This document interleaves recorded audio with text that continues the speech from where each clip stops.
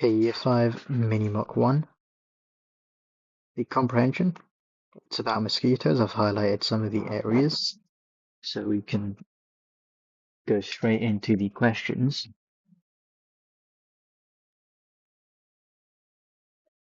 To summarize what this passage is about, you've probably already done this exam and you should remember some bits, but it's basically talking about mosquitoes being the most dangerous animal in the world, more dangerous than, for example, tigers and sharks. It says only the female mosquitoes are the ones that actually feed on animal blood, and bites can actually end up with death, right? They can also carry diseases.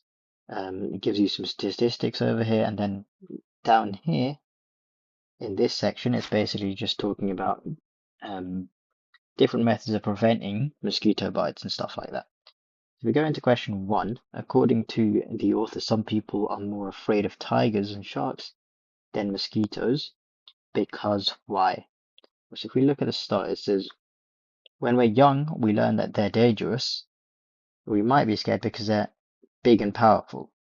As we get older, though, we realize that the most dangerous are sometimes the smallest animals, for example, the mosquito, right? So the reason is because they're big and powerful, that's why we think they're the most dangerous, or where we might be more afraid of them than mosquitoes. Based on information in paragraph 2, we can understand that male mosquitoes and female mosquitoes have different eating habits. Male mosquitoes are harmless to humans, or female mosquitoes are responsible for transmitting diseases to humans, okay? So we have to take this one by one. Let's look at the third option about transmitting diseases. So it says right here that a mosquito can bite many people, and that's how it ends up carrying diseases from one person to another. If it bites one person with a disease and bites another person, it's transferring the disease. We know that this is not actually the case, that male mosquitoes do not bite us, basically. They plant nectar and they don't bite us because they don't feed on our blood. It's actually only the females that are carrying the diseases by biting different people, so this is definitely true. Male mosquitoes are harmless to humans, so let's just double check that.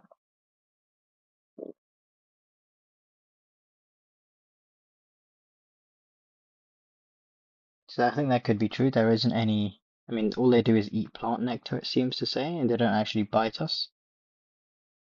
Male mosquitoes and female mosquitoes have different eating habits. Again, that seems to be true, as female mosquitoes feed on animal blood while they eat plant nectar. So from that, to me, it looks like all three of these answers are true. I'm just going to scan through the text a bit more just to double check.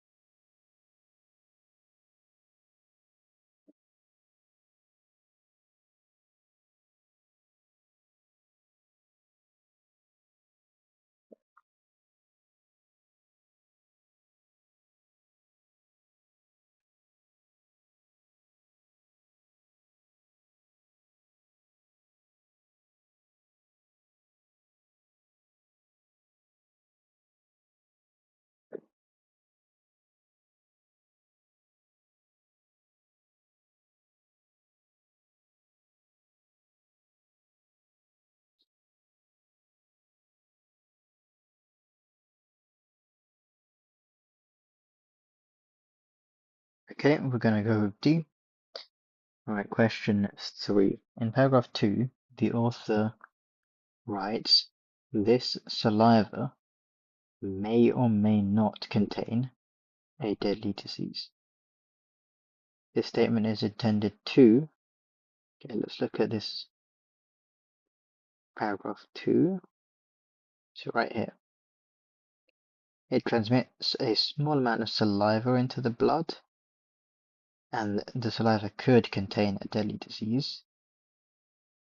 And that's why sometimes it could just be an itchy bump, or you could end up with death, depending on if there is a disease or not. So, to oppose a previous argument, there is nothing previously that is trying to oppose. Question an upcoming conclusion.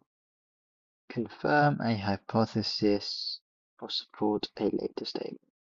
Okay, so it's asking again, why are we using this quote? So if it says may or may not contain a deadly disease, you can see it says that may or may not contain a deadly disease. And then it uses that phrase to basically say that that is why it could end up with, it could lead to a minor itchy bump or be as serious as death. So the purpose of that sentence right there is to support a later statement. So support to that second statement that we've got right there. Option D. Again, there's nothing mentioned about a hypothesis, or it's not questioning a conclusion. It's not really questioning anything. D is the best option there. Question 4. As used in paragraph 2, the word minor most nearly means. So we know minor is something small. If something is, for example, if you have a major accident, that's a very big, important accident. If you have a minor accident, it's not that important. It's small, right? So it wouldn't be deadly, frustrating, or dangerous. It's small. Question 5. It can be understood that the chances of dying from malaria or yellow fever are which one of the following? So we have to look at the statistics over here. It says more than 700 million people become sick, and at least 2 million of these will die. So that's basically 2 million out of the 700 million will die. So we can obviously cancel out the millions, but 2 over 700 is the same fraction. So what we have here, if we look at the options that we're given, there we go, 2 over 700 right there. That's option C. So 0.28% actually. Using the information in the passage, it can be understood that the introduction of dragonflies might reduce the number of mosquitoes in a given area because of what? So in the last paragraph, actually, it shows mosquitoes have natural enemies, such as dragonflies, and bringing these in can help cut down the amount of mosquitoes in that area. Well, if it says a natural enemy, it probably means that they fight each other, or maybe the dragonflies eat the mosquitoes, etc. And that's how it ends up reducing the number of mosquitoes in an area. And so let's see what our option is. It says they're not going to work with the mosquitoes, they're going to kill them. That's why they would end up reducing the number of mosquitoes in the area. Question 7. Which of the following statements accurately summarizes the information presented in paragraph 4? So here we have 1, 2, 3. Oh, 1, 2, 3. Paragraph 4 right here. So the information here is basically about how to prevent it. So using either mosquito nets or bringing in natural enemies.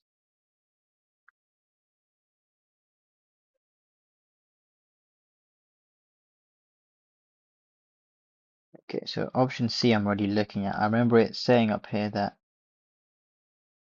the natural solution does not always work well, so it shouldn't be option C. It isn't an adequate way. It does also say, it looks like I think this is a continuation of paragraph 4 as well.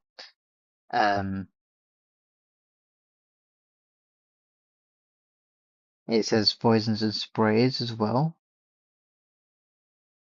They seem to work, but they might harm other plants or animals. So let's see what it says down here. Adequate, so that's interesting. Let's look at option A. Mosquito nets provide adequate protection. Again, I think it gave a downside about mosquito nets as well. Because they don't kill mosquitoes, they just help you stay safe at night. So all of them have a downside, right? So I think the best option will be there's no perfect solution for the mosquito problem, and it actually goes on to explain that in the conclusion as well by saying that one day we'll find a way to keep everyone safe from the mosquitoes. So question 8. Which of the following words best describes the author's overall attitude towards the prospect of solving the mosquito problem? So again, let's talk about now the author and how he feels about solving the mosquito problem. We've got right here, it is highly likely that one day scientists will find a way to keep everyone safe. But he understands that we haven't found that just yet. So which of that matches the tone? In my opinion, optimistic is perfect because he thinks we're definitely going to find out how to do it one day, but we haven't. So equivocal, he doesn't seem doubtful or irritated in that last paragraph, or hopeless because he does say that he thinks we'll find it out. So option D is the best option. All right, on to the second comprehension now.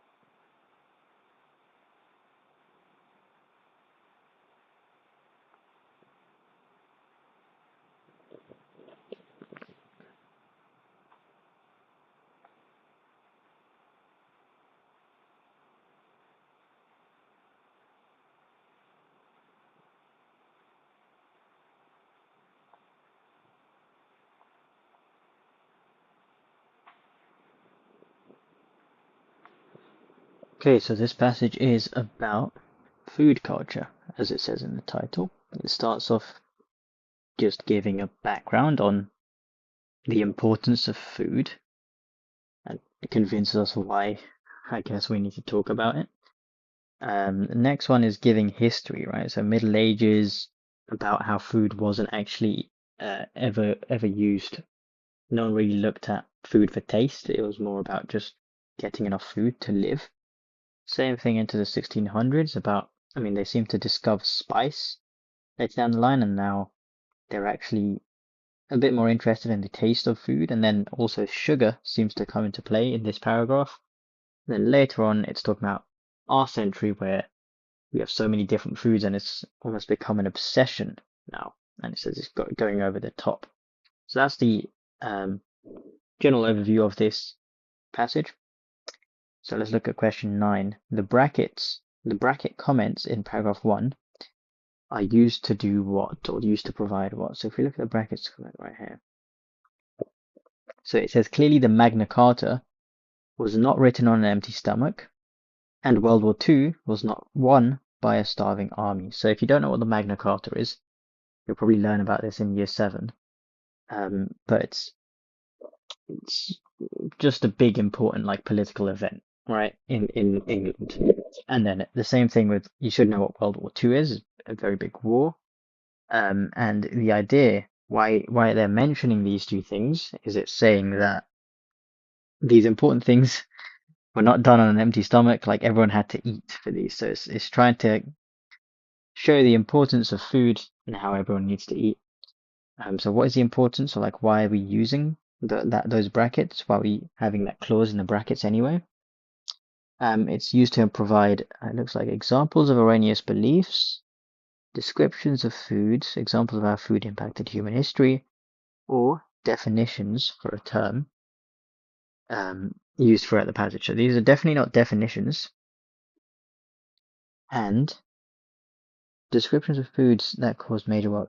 Again, like it's not talking about foods that actually caused them. It's talking about major world events and how food was. I mean, they weren't done on an empty stomach, right? And again, it's not talking about beliefs about history, but it is basically giving examples of how food has impacted human history, how we wouldn't have these big events if people are starving and dead. Okay, question 10. It can be inferred from the passage that prior to Marco Polo's voyage to Asia, most of European food was comparatively. Alright, so if we look at Marco Polo, it brought back spices from Europe to Asia. So before that, obviously, there was no concept of like how food tasted. No one cared about it because there wasn't really much you could do about it. So you can see, I mean, before having spices, food was very probably bland. There was nothing, there was no taste to it, right? If you think about just having chicken with nothing on it, you just cook the chicken and you eat it, instead of putting like salt and spices, etc. onto it, then you'd say it's bland. So plentiful, rotten, and sweet, they don't seem to match. Question 11, as used in paragraph 3, the word indigence most nearly means what? So, paragraph 3, we've got right here indigence and need. So Europe was in, and most people lived in states of indigence and need. It's talking about the drought and the prolonged wars that plagued Europe. So the context here should allow you to understand what indigence could mean. So, I mean, during a drought and war, people are in need, and indigence, they're probably poor and hungry, etc. So let's look at the words that they've given us right here. They've given us destruction, domesticity, and abundance. Definitely not abundance during war. Not in a state of destruction. That wouldn't really make sense. If you try and put destruction into that place, yeah, it wouldn't really make sense. State of domesticity, that would mean sort of, I mean, that just wouldn't work. Being domestic or staying at home all the time, that's sort of what it would mean, but that doesn't make sense. But poverty, in a state of poverty, like everyone is poor, no access to food, etc. That makes the most sense. So option A is the answer there. Question 12. Which of the following products does the passage not mention as being part of the Columbian Exchange? So if we look at the Columbian Exchange right here, it mentions corn, tomatoes, potatoes, and vanilla beans. So let's look at which one of these are not here. So potatoes and vanilla beans were already mentioned.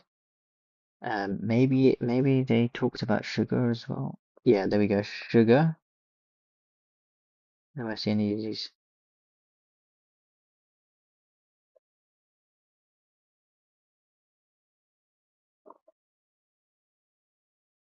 Okay, what were the two options? We've got sugar. So sugar is mentioned, but salt is not mentioned.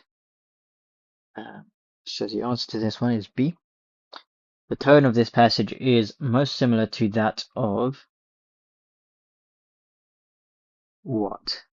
So we got a few options here. An informal conversation, a scientific journal, a stern sermon, or a historic treatise. Okay. Now, a sermon is something like a religious talk. Doesn't have the tone of a religious talk. It isn't actually very scientific either. It's really giving a lot of history here, right? If you think about it. All of this passage is about history, and I just went over like all of the different sections of it. So is it an informal conversation? I mean, if you think about, would you and your friend be having this conversation with each other? That's what an informal conversation would be. Probably not. So this is more of a historic treatise talking about history. This is what the passage is and the tone of the passage. Question 14. The author primarily sees a correlation between the need to eat food and the rise of food culture. The end of wars, so definitely not A, because what we've got here is he mentioned the rise of food culture, or if we look at food culture down here, he says, like, why does it become an obsession, and why do people obsess over food and cooking and cookbooks and etc. now? It's because of taste. The whole passage is about how important taste is to this, right? So it's not about the need of food, because people have always needed food, and food culture wasn't a thing before in the like 1500s, right? So the end of wars in Europe, the discovery of new spices and vegetables, or an interest on how food tastes, and the rise of the middle class. Okay, so now B and C seem to correlate because they're mentioned in the passage, but actually what they're doing in the passage is they're saying these things impacted the taste of food, and the overarching theme here is that how food tastes is the main reason why food culture exists. So if you look again at the last paragraph, you can see it's ingrained in our culture.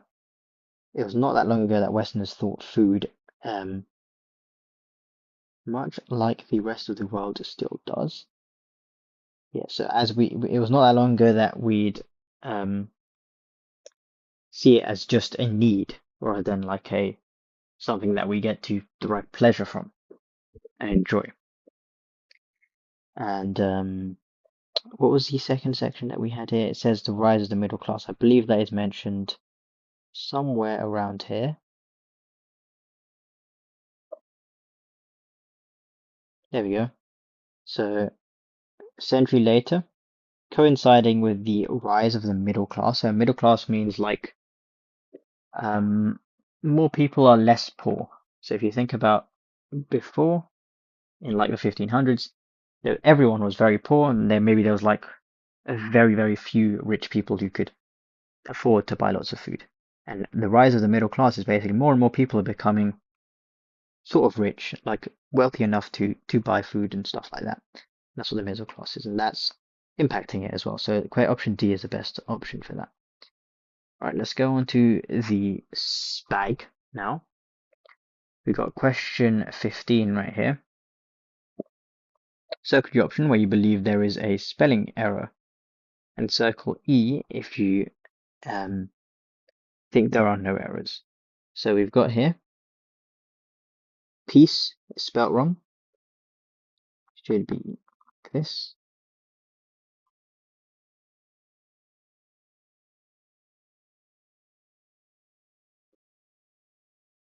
And then for question 16,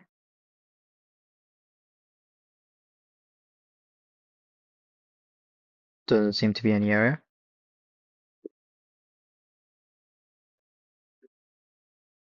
Question 17, believe. It's I before E, except after the C. So option D is the option here.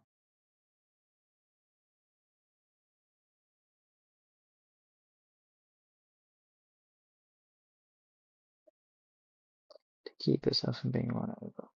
There's no error in this one. There you go. Appeared is spelt wrong here.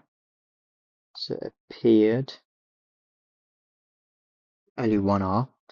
Then tumbled,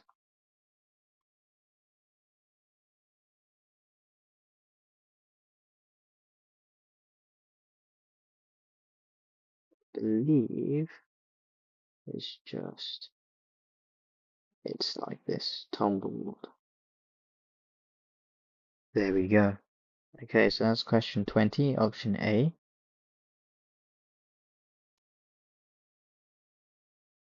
Let's go to question 21. Circle the option where you believe there is a punctuation or grammar error.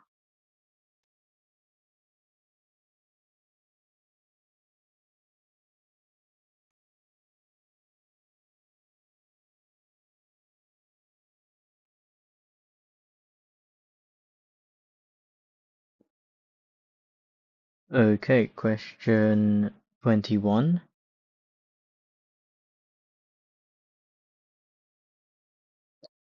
How slowly the time passes here, encompassed as I am by frost and snow,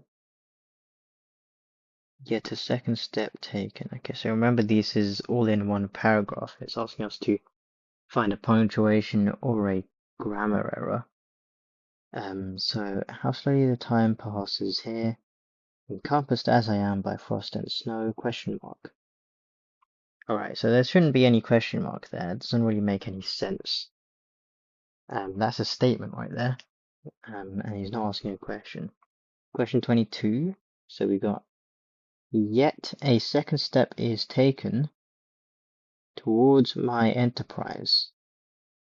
I have hired a vessel and am occupied in collecting my sailors.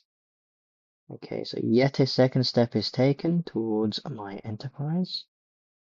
Full stop. I have hired a vessel and I'm occupied.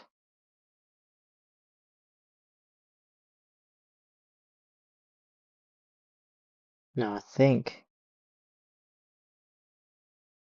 if we read the context before, I believe this is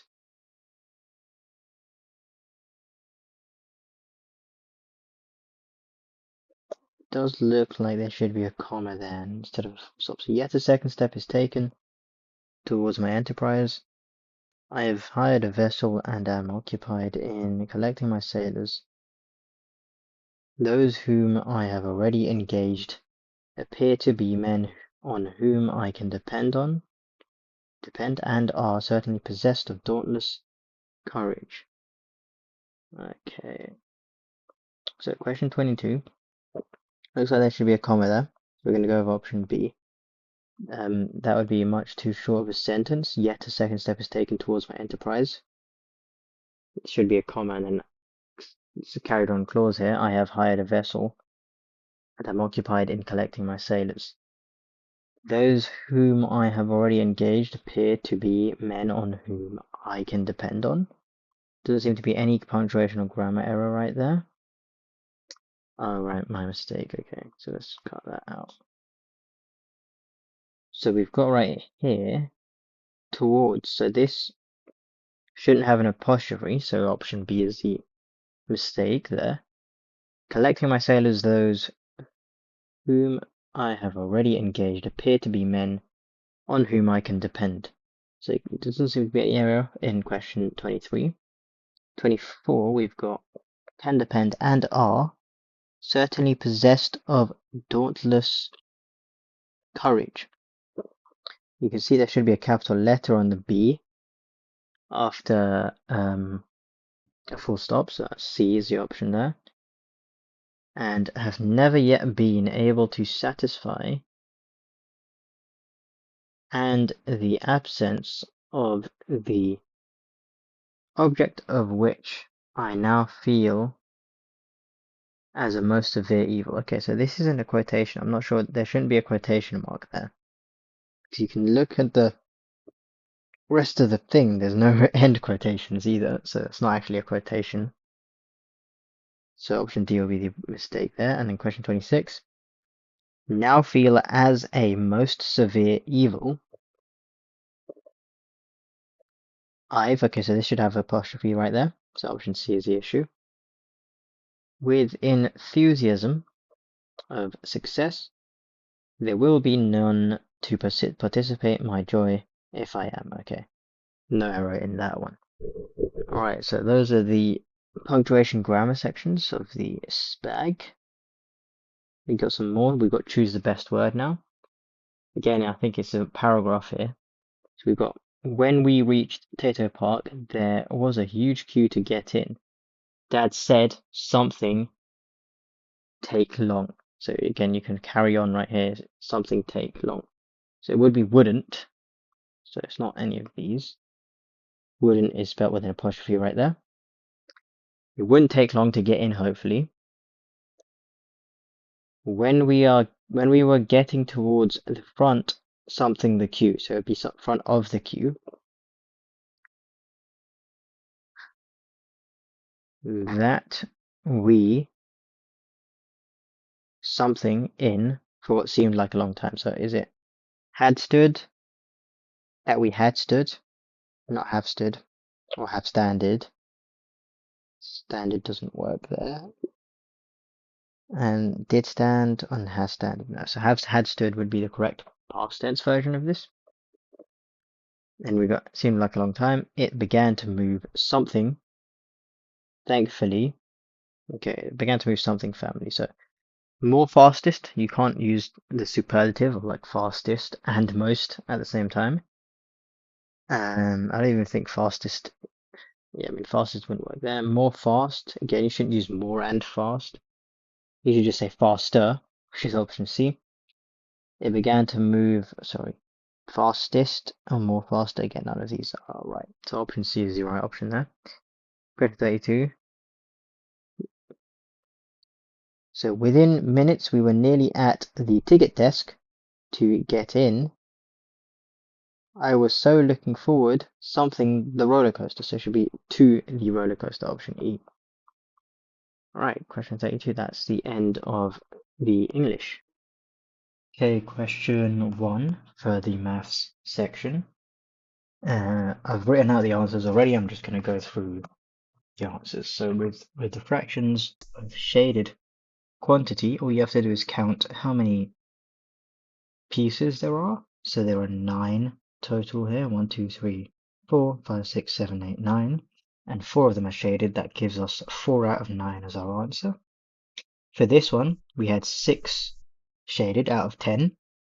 And if you simplify that, you basically divide the top by 3 and the bottom by 3. Sorry, you divide the top by 2 and the bottom by 2. You'll get 3 over 5, which is our answer of C. For this one, if you count them all up, you've got 32 pieces and 7 are shaded. So 7 over 32 is your answer. For question 4, which shape is the odd one out? What you've got here is if you actually calculate all of these as a fraction, this one is 4 over 12, or in other words, it's 1/4. Shape A is 1/4 shaded. Shape B is also 1/4 shaded. Now shape C is only 1/3 shaded. So shape C is the odd one out, which is actually option A in our options. So don't, when you if you chose shape C, you might have got the answer wrong. You have to make sure you chose shape A. Okay, now find the missing number. So this is equivalent fractions that you should have gone through in your lessons. With these ones, all you have to do is look at the gap, right? So you have to look at how did we get from 4 to 16. Let me see if I've got a pointer right here. That's not the right one.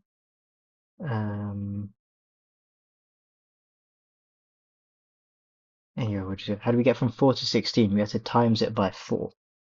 And then you do the same thing to the top, and that'll give you 12. And therefore our answer is 12 over 16. That's a missing number.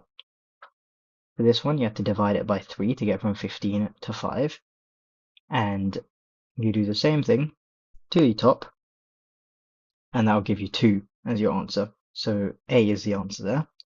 For this one, we had to times the 7 by 5, and we therefore times the 8 by 5, and that'll give us 40 as our answer, so option C. Now it says, here are some fractions, question 8, which 2 fractions are equivalent to 1/2. So basically, if it's equivalent, that means all of these will simplify down to 1/2. So if we simplify all of these fractions, 2 over 4 simplifies to 1/2, so does 9 over 18, and these ones don't. So if you simplify this one, you'll actually get 5 over 11, I believe, and the rest of these don't actually simplify. So A and D are the right answer. They're equivalent to 1/2. Question 9, you've got simplify these fractions. So 4 over 10, what number goes into both 4 and 10? Well, 2 goes into 4 2 times, and it goes into 10 5 times. So 2 over 5 is our answer here, option E. 6 over 15 for question 10. Again, what number goes into both of them? I chose 3. So 3 goes into top one twice, and to the bottom one 5 times. And there we go, our answer is B here. Question 11. How many times is 3? So how many times, what number goes into both 15 and 20?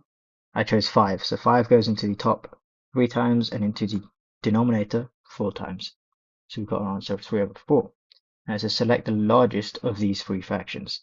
So to select the largest, you have to actually convert these fractions into equivalent fractions that have the same denominator, because then we can know which one is actually bigger.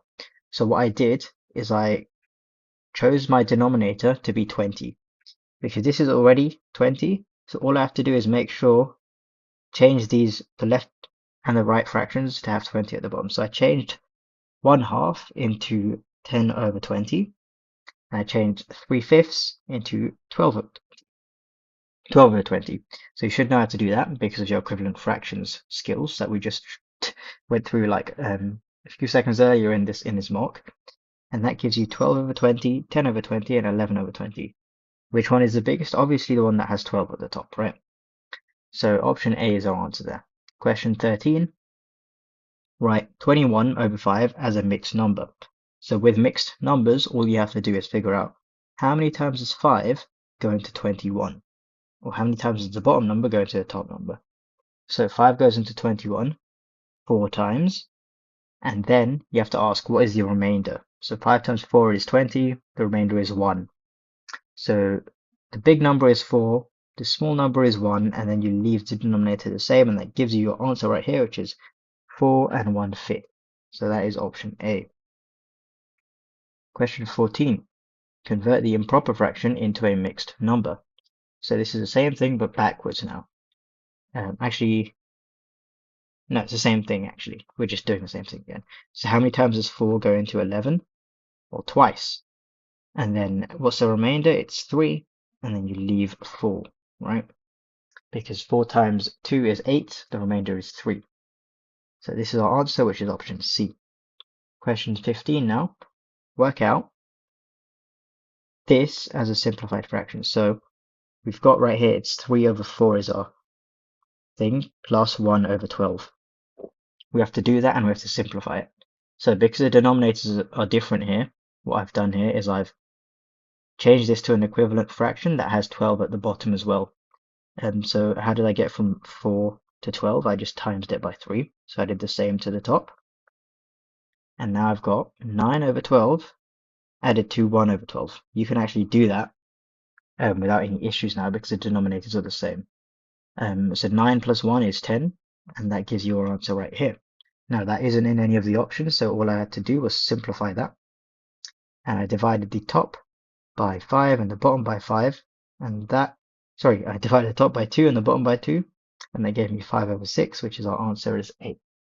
If we're going too fast here, you can always rewind and watch the explanation back a few times, and that should hopefully help you.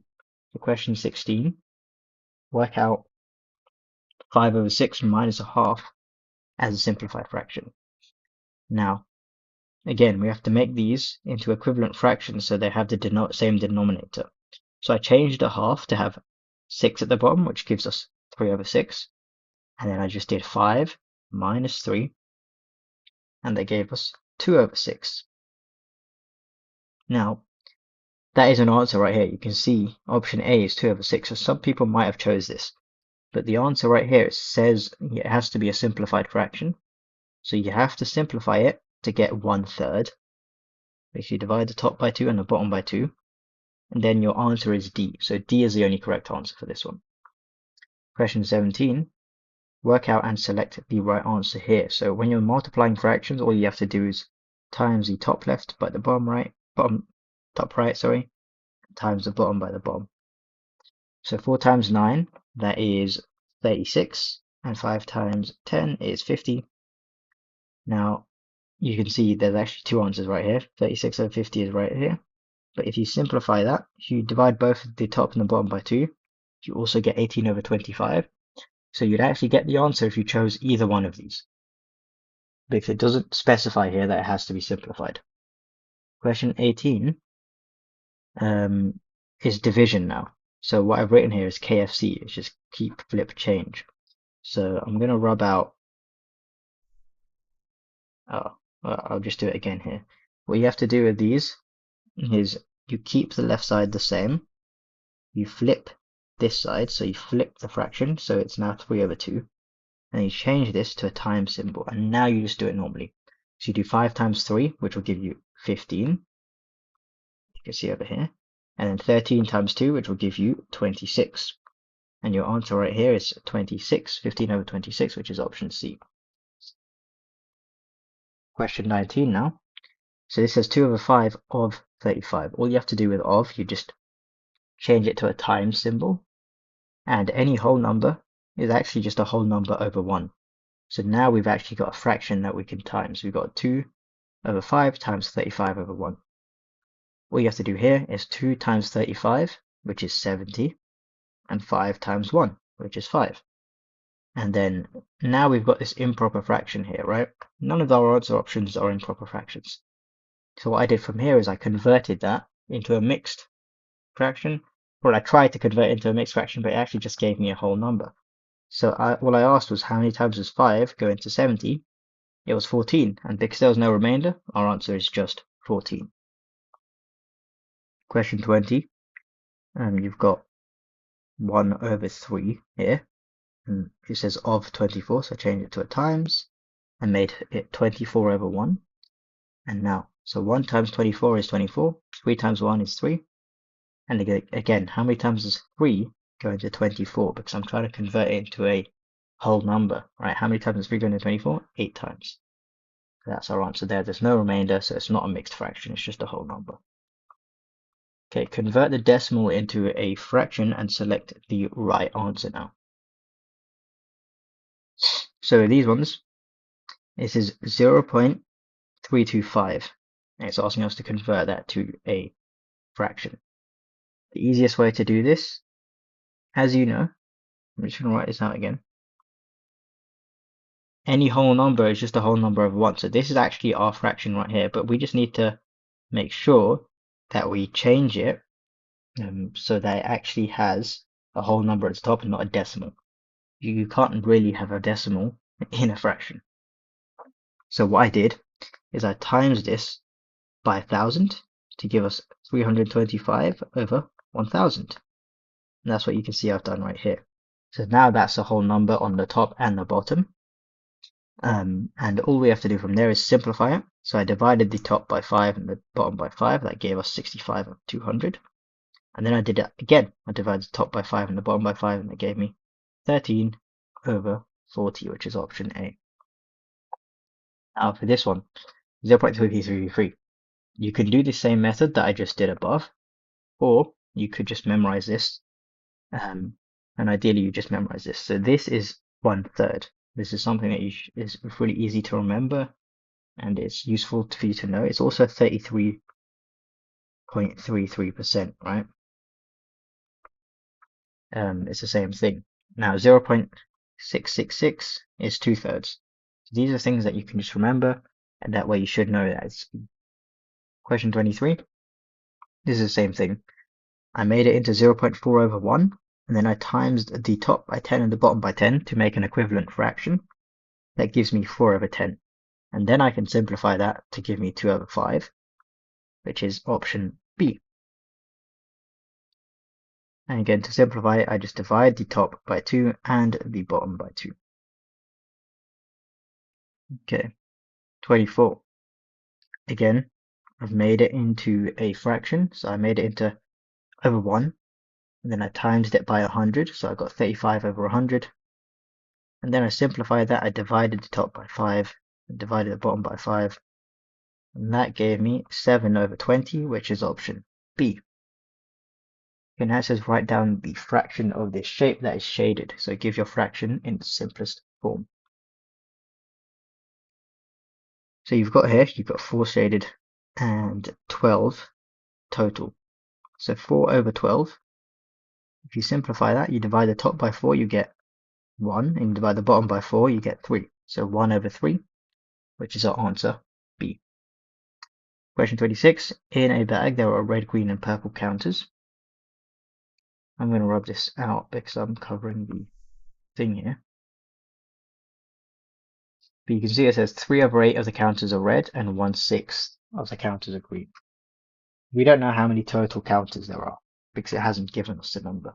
And it's asking us what fraction of the counters are actually purple. So the easiest way to do a question like this is first figure out how many total counters are. So we know, obviously, if you add all the red and the green and the purple, you get the total number of counters.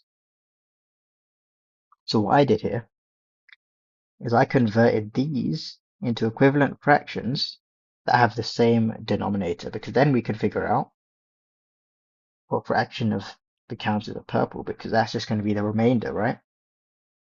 So I converted this into an equivalent fraction.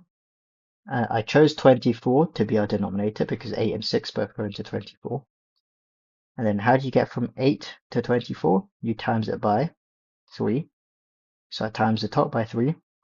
And our equivalent fraction right here is 9 over 24. I did the same with 1 over 6. So I had to times this by 4 and then times this by 4. And that gave us 4 over 24. Okay, so now it's actually a lot simpler, right? Imagine the question just said there are 9 over 24 counters are red and 4 over 24 counters are green. How many counters are purple? It's actually quite simple. You can think about it like there are 24 total counters, 4 are red, and how many of that? Sorry, 9 are red, it says right here. 9 are red and 4 are green. So how many are purple? It's the remainder that's left over. So if you actually do 9 add 4, I believe I did it somewhere. It looks like I didn't. Well, 9 add 4 is just 13, meaning there's actually just 11 counters left, right? So the remainder here is 11 over 24. So that's actually the fraction of purple counters, and also, I mean, we know the total as well. The total is 24. There was 9 red, there was 4 green, and there was 11 purple, and those always added up. Those all added up to 24. So the easiest way again is to convert these to equivalent fractions, and then you can figure out how much is left in the purple, because if you add these together, you get, how much was it? I think you get 13. Yeah, 13 over 24. That's the red and the green. You just have to figure out how much is purple, which is the leftover. The leftover is 11 over 24, right? So on to it, see. Hopefully that made sense. Question 27. Martin is walking from Antrim to Randallstown. Let's work out the distance. Now we've got 3/4 of a mile here and 1/3 of a mile. So you just have to add those two together because they're both miles. We just do 3/4 added to 1/3. So I've done that right here. Because they've got different denominators, we have to actually just change. We have to change them to equivalent fractions.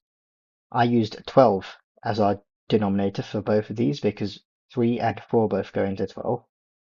And then again, remember equivalent fractions, all you have to do is ask how many times how do we get from 4 to 12? We have to times by 3.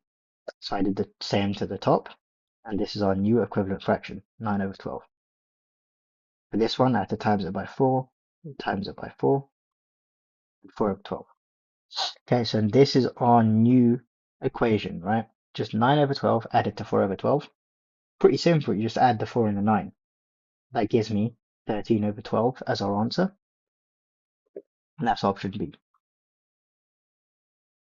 Okay, now we're on to question 28. So James earns £800 a month. And it says he spends a quarter of it on rent. He spends 2/5 of it on food and bills.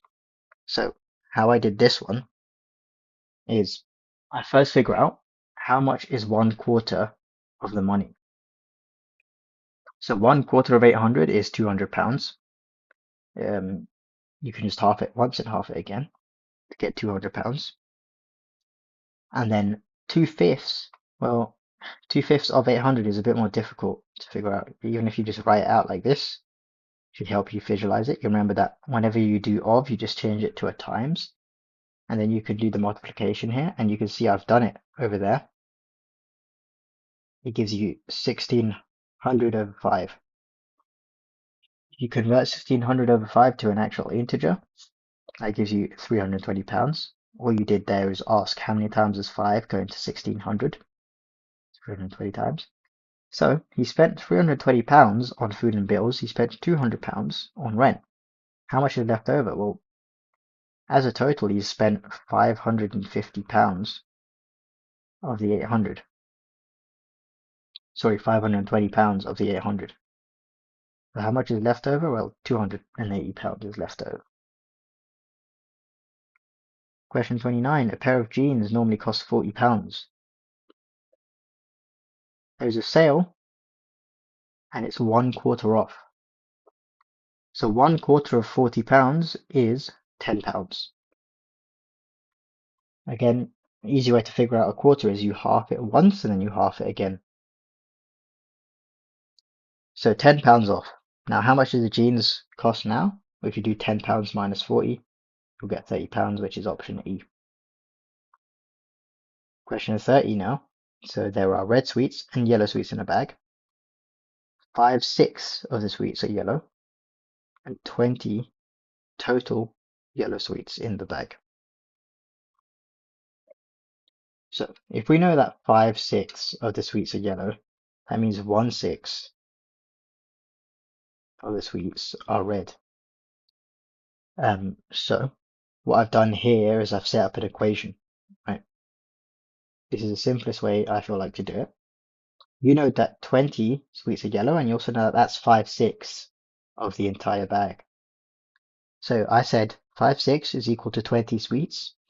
How much is 1/6 equal to? We don't know, obviously, but what I can do is we can figure out how did I get from 5/6 to 1/6? I had to divide it by 5. So if I divide this one by 5, that will tell me how much 1/6 is. And 1/6 is therefore 4. Meaning there are 4 red sweets and 20 yellow sweets. So how many are there in total? Well, 24 if you add those together.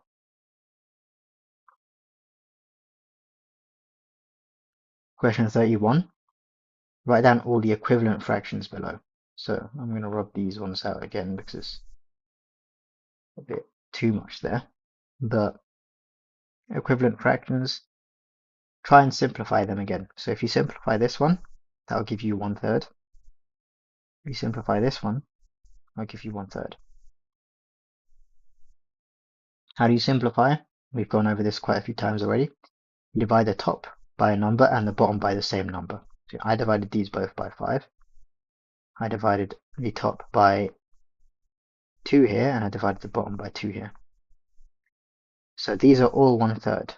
Now that's option B. These are all equivalent fractions. So these ones don't simplify, not to the same number. Question 32. In a class, there are 12 girls and 32 boys. Sorry, 18 boys. What fraction of the class are girls? Okay, so let's find the total number of children that are in the class. That will be 12 plus 18, which is 30. And all you have to do to figure out the fraction is we put 12 are girls out of the total 30. So that's 12 over 30, right? That's our fraction right there. That's not in our answer options right here. So I just had to simplify that. I divided the top by 4. So I divided the top by 3 and the bottom by 3. And that gave me 4 over 10. And then I divided the top by 2 and the bottom by 2. And they gave me 2 over 5. Our answer here is option A. Okay, NVR odd one out. We've got 15 minutes for the entire NVR section. And I've written out the explanations already, so I'm just going to go through them. So for question 1, if you add up all of these sides on all of these, you'll get 9, 9, 9, 9, and then option B is the only one that has 7 total sides. So B would be the odd one out. Now there's an extra one here where it looks like there could actually be 2 potential answers for question 1. You could say that all of the options actually have a line of symmetry down the middle, whereas option C does not. So if you put option C because of that reason, you'll also get the mark for that. Okay, question 2, this one is quite simple. All of these have the same line pattern, which is vertical. Option C has a diagonal pattern, so it's the odd one out. Question 3. This one is the same. This one is a bit different, but all of these lines are pointing towards where the arrow or the tip of this thing is pointing, right? So if you look at the lines, it's pointing towards the tip. Now with option E, the lining or the shading is pointing away from the tip. Ideally, it would be lined like this, pointing towards this direction where the arrow is pointing. So E is the odd one out here. Question 4, this one's very simple. There's always a reflection across the line, and you can see option D has two different shapes, so that's the odd one out here.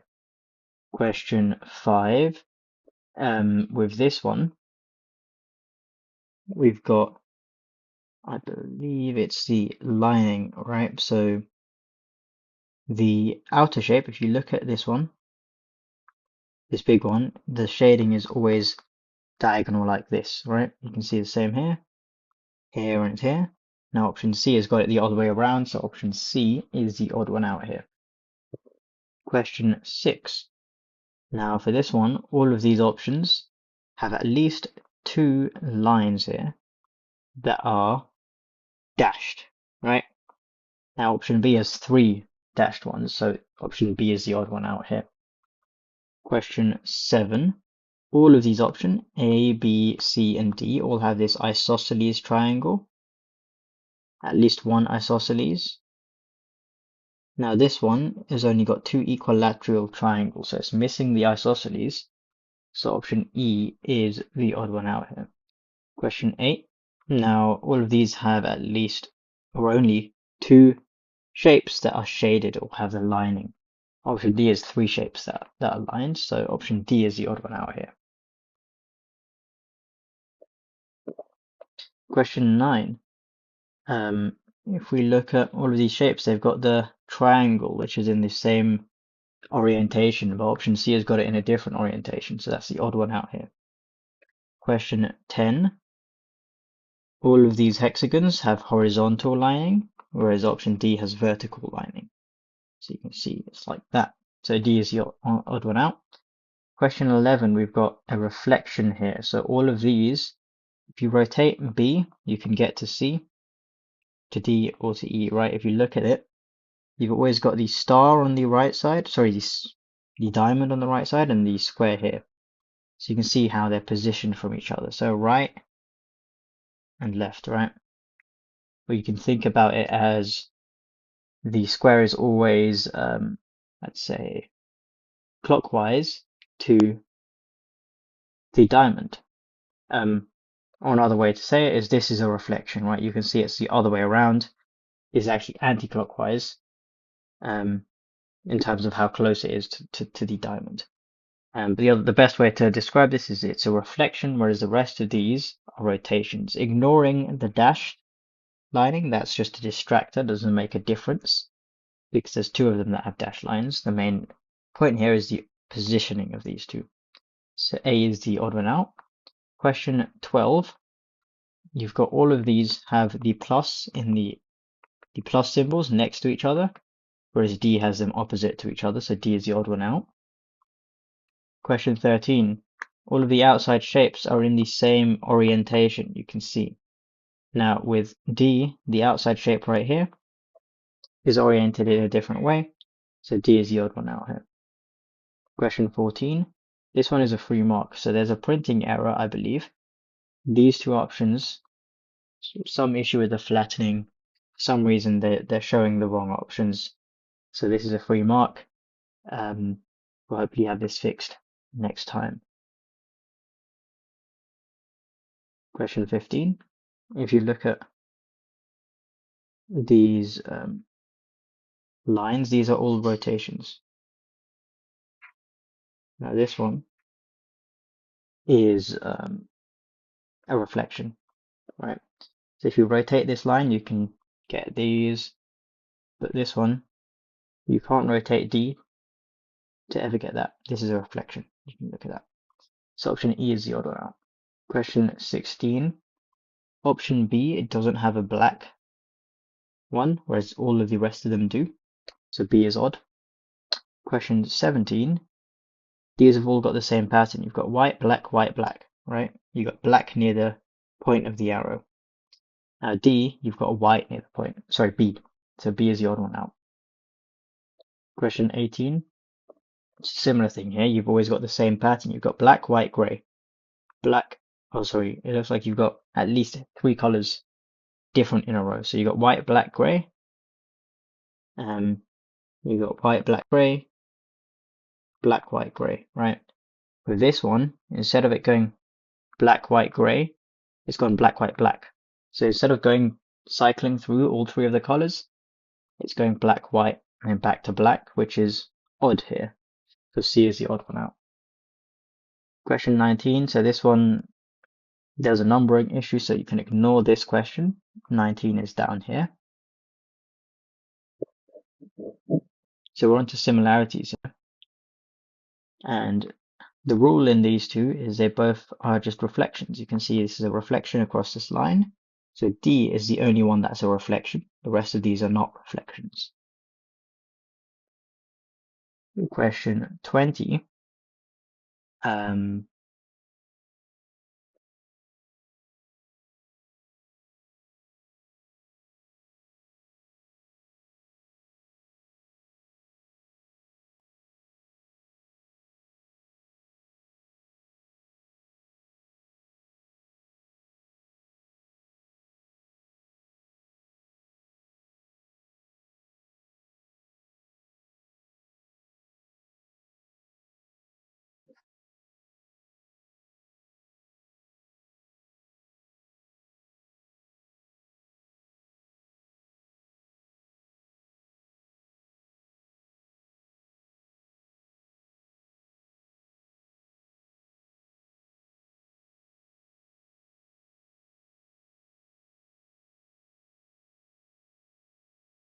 I'm not sure about this one. Question 21. We've got B as the most similar because all of these two options, they have at least one shape which is dashed, right? Now none of these options have a dashed shape except for B, so B is the answer here. Question 22. These ones, all of these shapes, at least one is going diagonally to the right and one's going diagonally to the left, right? You can see the same here. Now E is the only one that's got that. All of these ones are actually all going the same direction, the shapes, so E is the most similar. Question 23. What we've got here is the outside shape is basically squeezed a bit and then rotated to make the inside shape. So you can see it's the same shape but rotated 90 degrees clockwise. Same with this pentagon. It's then squeezed a bit or made longer and then rotated. Now if you look at all of these options, there's only one which is actually the same. You got this one, which is rotated 90 degrees to make this shape. You can cancel out all of these options. You're left with either C or D. Now the reason it's C rather than D is because the inner shape shouldn't be dashed. As you can see in these two, they're not dashed. This one is dashed, so it shouldn't be D. You're left with answer option C. Question 24. You've got a shape in each of these corners, right? And it's always a black triangle and a white circle. So it can't be E because you've got white triangles here. Can't be D either. This doesn't have a shape in the corner, right? Doesn't have a shape in this corner or this corner. And this one, again, doesn't have shapes in these two corners. So you're left with option A. Now, question 25. You've got two of these same shapes on the top left and the top right. And they have to be the same sort of color and the same dashing. Shouldn't be B. You've always got a shape in the middle, so it shouldn't be D. And the bottom two shapes should be black on the left and white on the right. So it shouldn't be this. And it can't be C because these are two different shapes, right? So you're left with option E as the most similar. Question 26. The outside shape is the same as the inside shape.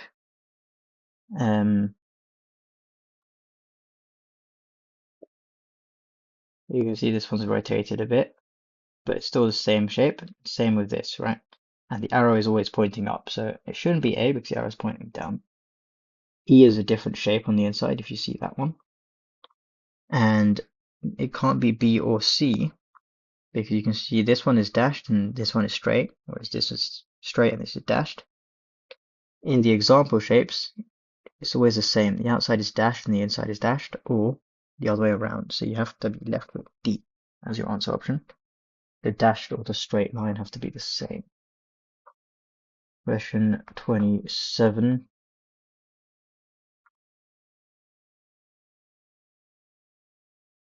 The outside shape is the same as the inside small shape, right? So you got the square, and the only one here that matches that is option B. So option B is the answer. Question 28. Now you've got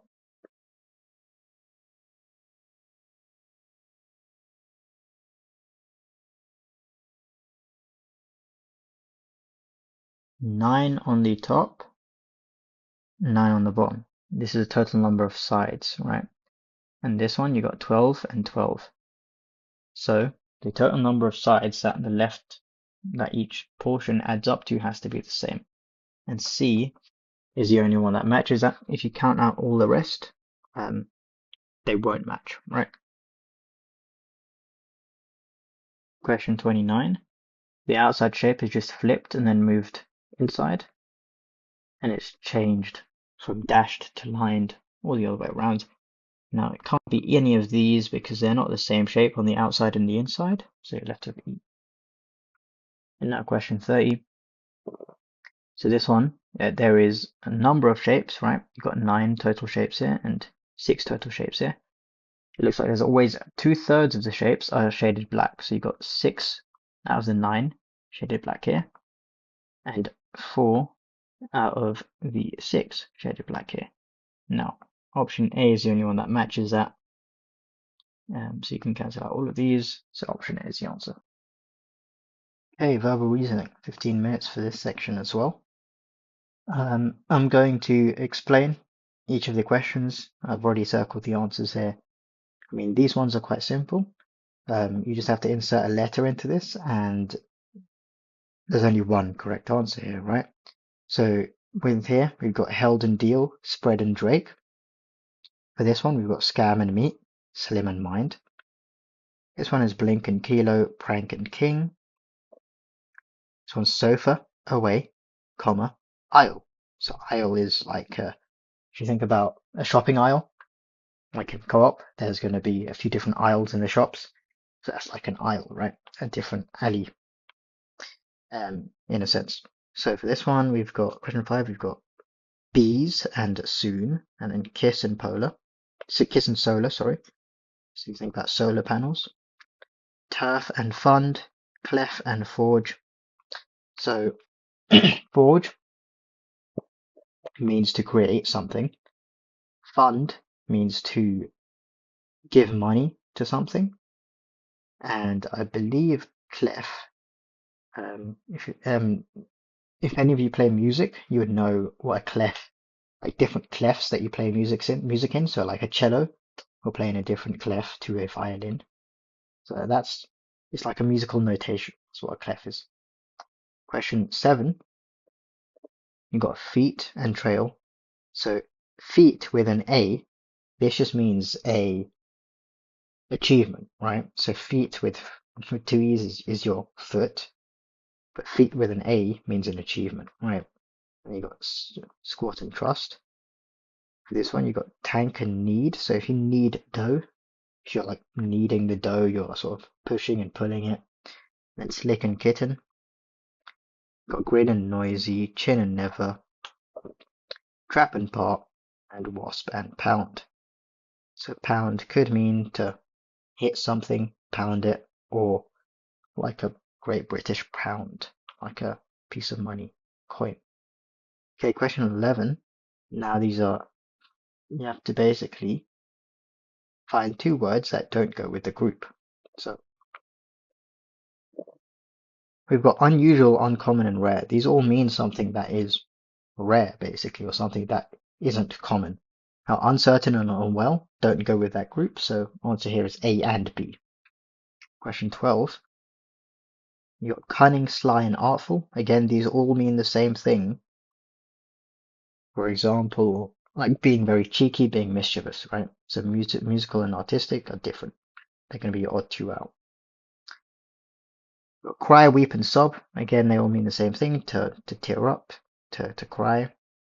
And they're a verb, right? Cry, weep, and sob are actually the action of crying. Whereas tears and sniff aren't the action. To tears is a noun, so obviously your tears, and then sniff is it could be completely unrelated to crying. You might not have to, and you might just be sniffing too because you got a cold or something like that. So these are the odd two out. Question 14. You've got width, diameter, and breadth. So these all mean a sort of length from left to right. So diameter is the length of a circle from left to right. Breadth is just like the width, same meaning. Now height and weight, completely different measurements. So they're going to be the odd two out here. These are all sort of measurements of a shape, you know. Question 15. Pencil, paper. Now sheet, blank, blanket, and duvet. These are all different things that you can put on a bed. Pencil and paper are not, so they're going to be the odd two out. Microscope, glasses, and telescope. These are all different pieces of glass that help you see in different ways. Now, telephone and radio, completely different, not related at all. They're going to be the odd two out. Question 17. I'm going to stop circling these because I think it's getting a bit confusing. Sorry. I'm just going to rub these out. For question 17, we've got rubbish, waste, and refuse. So refuse is another word for rubbish, basically. So these all mean the same thing, whereas waste and decline do not mean the same thing. They're going to be odd two out. We've got engross, expand, increase, and enlarge. So these again all mean to make something bigger. So these two are going to be odd two out. Now, bump, collide, and hit are all actions of like hitting each other, colliding. Trying to think of another word, but like sort of having a collision, right? Now, twist and jump, you're not bumping into anything. You're doing it individually. Different words, they don't mean the same thing. Question 20. Altar, priest, and church. And okay, so you might think altar might be similar to priest and church, but the similarity here, we've got modify, change, and alter. And I believe alter would be spelled differently. It would be spelled like this if it was related to priest and church. So alter means to change something. Modify and change also mean the same thing. So they're in their group, and these two are the odd two out. Okay, question 21. We've got find two words that have the closest in meaning. So that's just synonyms. Now, penetrate and pierce both mean the same thing. They mean to sort of break through something. Prohibited and forbidden, again, they both mean something that you're not allowed to do. Reluctant and unwilling, again, both mean that you don't want to do something. Deliberately and purposely. So that means you're doing something on purpose, pretty much the same meaning, deliberately and purposely. Eventually and finally.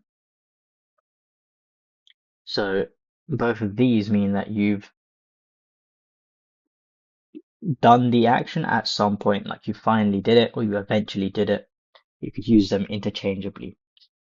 Question 26, you got brief and short.